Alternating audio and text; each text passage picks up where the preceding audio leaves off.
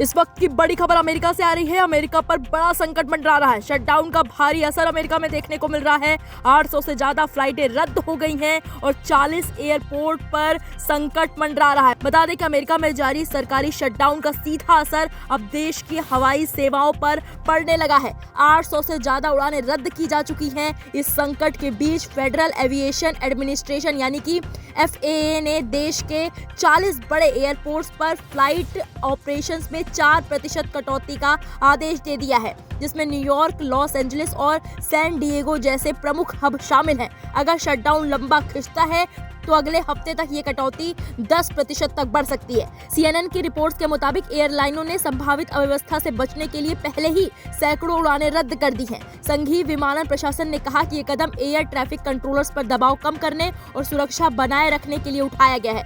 Controllers बिना वेतन के काम कर रहे हैं और बीमार होने की रिपोर्ट दे रहे हैं। ट्रांसपोर्टेशन सेक्रेटरी सीन डफी ने कहा कि ये कटौती हाई वॉल्यूम एयरपोर्ट्स पर लागू होगी, जहां यातायात सबसे अधिक है। एविएशन एनालिटिक्स फर्म सीरियम के अनुमान के मुताबिक हर दिन लगभग 1800 उड़ानें और 2,68,000 यात्री प्रभावित हो सकते हैं। ये कटौती 24 से अधिक राज्यों के हवाई अड्डों पर लागू होगी, जिसमें Atlanta, Denver, Dallas, Orlando, Miami और सैन फ्रांसिस्को शामिल है। इसके अलावा न्यूयॉर्क, ह्यूस्टन और शिकागो जैसे कुछ शहरों में कई हवाई अड्डों पर कटौती होगी।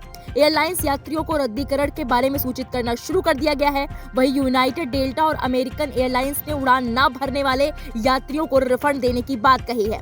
FAA ने बताया कि बंद के कारण एयर ट्रैफिक कंट्रोलर्स को एक पूर्ण वेतन चेक मिस हो चुका है और अगले हफ्ते दूसरा वेतन भी मिस हो जाएगा। ये कर्मचारी हफ्ते में 6 दिन अनिवार्य ओवरटाइम के साथ आवश्यक सेवा के तहत बिना भुगतान के काम कर रहे हैं, जिसकी वजह से 400 से अधिक स्टाफिंग शॉर्टेज की रिपोर्ट आई है, जो पिछले साल की तुलना में 4 गुना अधिक है। कई कंट्रोलर्स बीमार होने की शिकायत कर रहे हैं, जिससे उड़ानों में देरी हो रही है। FAA एडमिनिस्ट्रेटर ब्रायन बेडफोर्ड ने कहा कि ये मेरे 35 वर्षों के करियर में अभूतपूर्व स्थिति है। हम कंट्रोलर्स पर दबाव कम करने के लिए कदम उठा रहे हैं ताकि सुरक्षा पर असर न पड़े।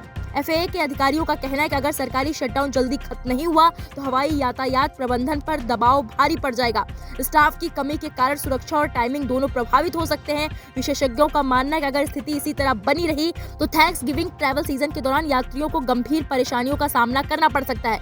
बता दें कि अमेरिका इस वक्त अपने इतिहास के सबसे लंबे सरकारी शटडाउन का सामना कर रहा है। ये शटडाउन 37वें दिन में पहुंच गया है, जिससे 2018 से 19 में डोनाल्ड ट्रंप के पहले राष्ट्रपति कार्यकाल के दौरान चला 35 दिन का शटडाउन का रिकॉर्ड टूट गया है।